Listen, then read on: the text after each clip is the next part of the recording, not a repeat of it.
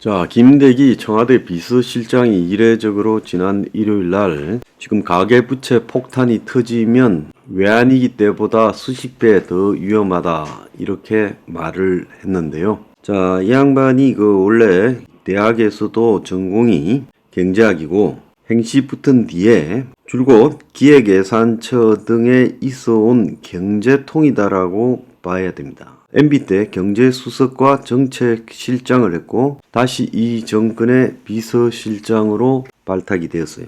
그래서 MB 때 인물인데 현 정권의 비서실장으로 있으면서 별로 존재감을 크게 드러내지 않았던 전통적인 조용한 이 관료 스타일인데 이번에 이런 충격적인 발언을 직접 했습니다.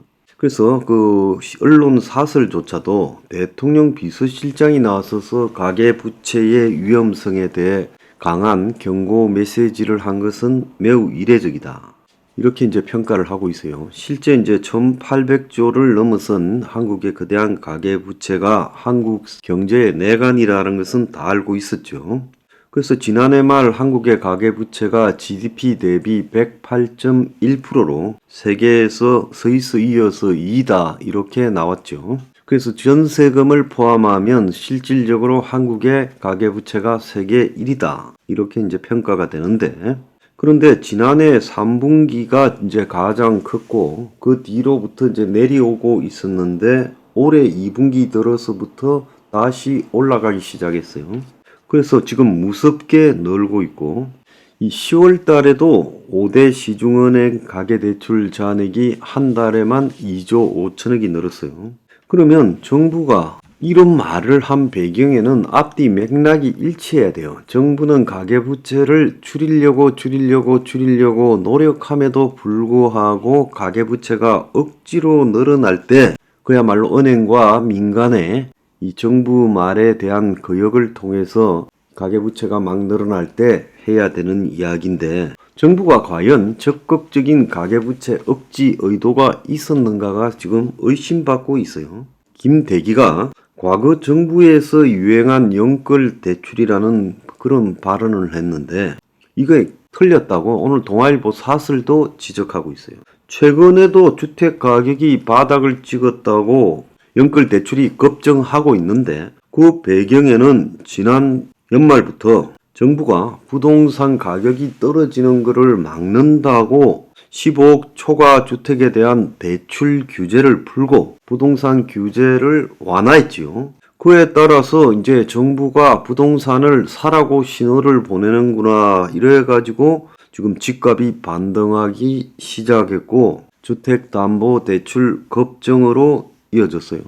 그래서 적어도 연끌 문제를 과거 정부의 일로 치부하면 답이 안 나온다는 겁니다. 가계부채에 대한 어떤 체계적 대책이나 옳은 하나의 일관된 방향이 없이 주먹구구식으로 그냥 대응을 했고 한국은행은 6번째나 동결하는 식으로 정부의 입장에 가세했고 정부가 50년 만기 주담대를 자기들이 내놨다가 이제 가계부채가 늘어나는 거 아니냐 하니까 최근에 이제 내용만 살짝 바꿨죠. 그래서 오죽하면 IMF가 부채 증가 위험을 관리할 수 있도록 그것이 건전성 정책을 설정해야 된다. 이렇게 말을 했겠습니까? 그래서 정부가 이 산하의 한국은행부터 시작해서 기재부, 금융감독원, 금융위원회가 일치된 강력한 신호를 국민들에게 보내야 되는데 그러지 않고 결국은 슬그머니 가계부채가 우려된다는 말만 하고 각자 전부 움직이는 것은 이 대출을 늘려줘서 집값 떨어지는 것을 막으려고 했다는 거죠. 그래서 상한 능력 범위 내에서만 대출 가능하다는 원칙을 견지하고 이런저런 예외를 만들거나 부처 간에 엇박자를 내면서 결국 이렇게 만들었다는 거예요. 자, 또 다른 조선일보입니까? 다시 등장한 연끌 투자, 현 정부의 엇박자 정책 탓도 있다라면서 가계부채 위기가 발생하면 97년 이 기업 부채로 겪었던 외환위기보다 몇십 배가 될 거라고 했는데 연끌 대출, 연끌 투자가 위험하다라고 과거 정부 탓을 했지만 그렇게만 볼 수 없다. 자, 정부가 부동산 연착륙을 유도하겠다며 취약계층 청년층에게 특례 보금자리론을 완화하는 등 대출을 풀어주는 정책을 펴오지 않았느냐. 세계적 고금리 시대에 대출을 풀어주는 엇박자 정책을 편 것이다. 그러자 부동산 급등기에 집을 못 샀던 2030과 무주택자들이 다급하게 주택 구입에 나선 것 아니냐. 그래서 하락하던 집값이 거꾸로 반등을 했고 올해 서울과 수도권에서 집값이 다시 올라가는 기현상이 나타났다. 당연히 올해 4월 이후 가계부채가 월 2조에서 6조가량 늘었고 10월 들에서도 2조 4천억이 늘었다. 10월 증가폭으로는 2년 만에 제일 크고 이 증가분의 91%가 가계부채 증가분의 91%가 주택담보대출이 차지했다. 젊은 세대가 무리하게 빚을 내 아파트를 사는 영끌 투자에 나선 거다. 최근 1년 사이에 5대 은행 6대 증권사에서 2030이 빌린 빚이 133조인데 그 중에 63%가 집 사려고 빌린 돈이다. 정부가 신호를 잘못 줘 영끌이 나타났는데 전 정부 탓만 할 수 있겠냐. 자, 한국은행 총재가 연달아 가계부채 안 잡히면 금리 인상할 거라고 말을 했지만 이 경고는 그냥 말뿐인 거고 기준금리를 올리지 못할 거라는 예상이 많아서 그래서 한국은행 이창용의 이런 경고가 헛방이듯이 김대기의 경고도 결국 말뿐으로 끝날 것이다. 그래서 한번 방향을 잘못 잡았으니까 이런 것이다. 영끌이란 비상식적인 부동산 투기가 일어난 것은 문재인 정권의 잘못이다. 실패한 부동산 정책을 고집해 집값 폭등을 불러일으켰고 이때부터 빚내서라도 집 사야 되겠다는 생각이 지배하기 시작했고 2030이 특히 이런 생각이 컸다. 정부는 가계대출 억제 방안을 마련하고 은행들도 대출 금리를 추가로 올리겠다고 한다. 대출을 쪼는 것만으로 영끌 투자를 막기는 어려울 것이다. 자, 그런데 또 오늘 보면 윤석열이 소상공인을 만나봤더만은 은행의 종노릇을 하는 것 같아. 그래서 윤이 국민의 외침에 응답하겠다. 이러면서 민생 현장의 목소리라고 전달했어요. 결국 이 말은 뭐겠습니까? 소상공인이 지금 원리금 부담을 들어주겠다라는 거하고 은행의 이자에 대한 압박이라고 볼 수 있지 않겠습니까? 또 다른 행동을 또 대통령부터 하는 거예요. 솔직히 말하면 소상공인에게 탕감을 해주던 그 과도하게 지급한 코로나 지원금에 대한 환수를 갖다가 안 하던 그런 거하고 관계없이 기본적으로 앞으로 가면 갈수록 자영업자의 상황은 더 나빠질 거다. 그건 뭐 기정사실입니다. 자, 올 3분기까지 가계부채는 1871조, 올해 상반기 자영업자 대출 잔액은 1043조, 연체액은 7조 4천억, 역대 최고입니다. 연체율은 8년 9개월 만에 최고 수준. 자, 자영업자에 대한 원리금 상한 유예 등이 지난 9월 말로 종료됐죠. 그래서 연말이 가까워질수록 자영업자들의 지금 신용위험 지수 전망이 올해 4분기에 3포인트 더 높아졌다는 거예요. 자, 가계대출도 2021년 2년 전에는 3% 수준이었어요. 금리가. 지금은 그거 2배보다도 훨씬 더 되죠. 그러니까 연체율도 2배 이상 높아졌어요. 그래서 고금리가 당분간 지속되면 가계 입장에서는 이자 비용을 감당하지가 못할 거고 그래서 은행은 아예 4분기에는 대출 자체를 통제하려고 할 거라고 지금 이야기가 나오고 있습니다. 그래서 부실 위험이 심해짐에 따라서 가계도 대출을 통제하고 중소기업 대출까지도 빗장을 걸고 있다는 거지. 가계대출을 안 하는 대신에 기업대출을 많이 했는데 기업 중에도 지금 중소기업의 위험성이 높아졌다고 보고 대기업을 제외하고는 대출 태도를 강화한다라고 은행이 입장을 지금 정하고 있다는 거예요.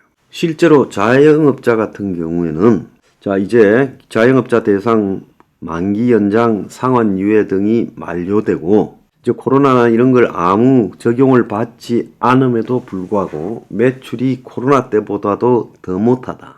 그래서 자영업자 대출 연체율이 최고 수준을 가고 있으면서 실제 이제 자영업이 회복될 가능성은 없는 거 아니냐. 지금 이런 이야기까지 나오고 있어요.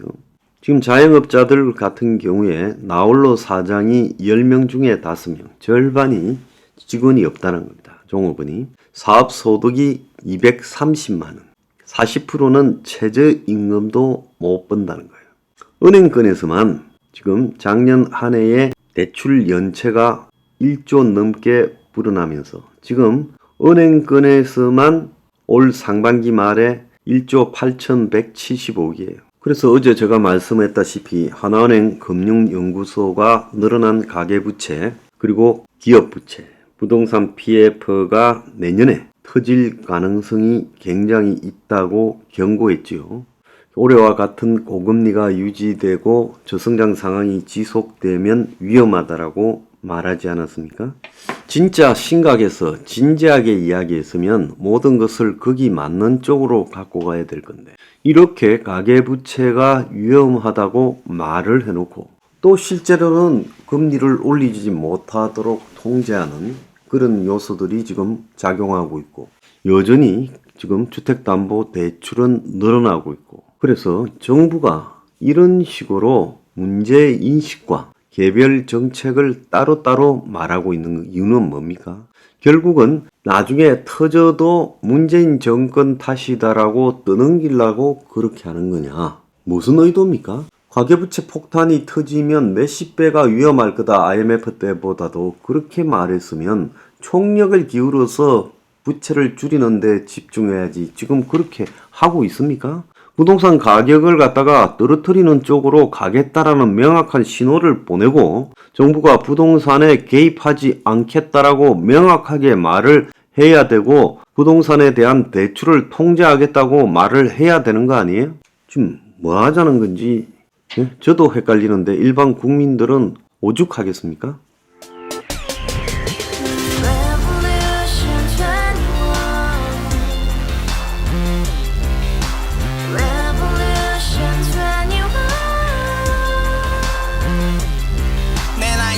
월세 30 코인빚만 300 서울에 온 지 벌써 10년 아둥바둥 버텼지만 여전히 난 반지 하에 제왕 곰팡이 연문제약 내비랑 깡통망통 완전히 폭망 고시원 창문만큼 작아진 내 꿈 연애 결혼 내 집 모든 게 헛꿈 1년 전 떠난 여친 울며 말했지 같이 살자 평생 가본 게 꼭꼭꼭하지 가바후스 700 나도 소유주 가바후스 700 나의 소유주 택시기사 우라부지 마트캐셔 울어문니 우리 집안 다 털어봤자 후줄 그래 개선민 내 미래 거기서 팍 끝난 거지 팍더 이상 노력 따윈 괴물이 스펙 찾아서 말리 비오는 날 알바 잘려 맨날 학원 날 개쳐 발려 밤비 내리는 양화대교 홀로 걷고 있을 때 현수막에 아로 새겨진 평당 700짜리 아파트 다같이 소리 질러 혁명 21 가바후스 700 나도 소유주 가바후스 700 나의 소유주 You and I, we live together in the house, brand new day, and your dream had just begun. Yeah